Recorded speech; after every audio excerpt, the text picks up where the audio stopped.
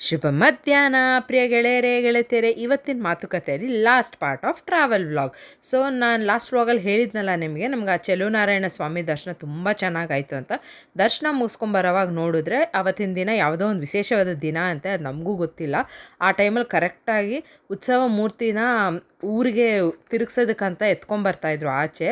ನಾವಂತೂ ತುಂಬ ಚೆನ್ನಾಗಿ ನಿಂತ್ಕೊಂಡು ದರ್ಶನ ಮಾಡಿಕೊಂಡು ಹೊರಟ್ವಿ. ಅದೃಷ್ಟ ಅನಿಸ್ತು ನಮಗೆ, ಆ ದೇವ್ರ ದರ್ಶನವೂ ಚೆನ್ನಾಗಿ ಸಿಕ್ತು, ಮತ್ತು ಆ ಉತ್ಸವ ಮೂರ್ತಿ ಹೋಗ್ತಾ ಇರೋದು ಕಣ್ತುಂಬ ನೋಡ್ಕೊಂಡ್ವಿ.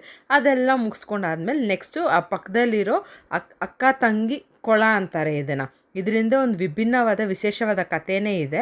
ನನಗೆ ಅಷ್ಟಾಗಿ ಡೀಟೇಲಾಗಿ ಗೊತ್ತಿಲ್ಲ, ಆದರೆ ನಿಮ್ಗೆ ಯಾರಿಗಾದರೂ ಗೊತ್ತಿದ್ದರೆ ನನಗೆ ಕಮೆಂಟ್ ಸೆಕ್ಷನಲ್ಲಿ ತಿಳಿಸಿ.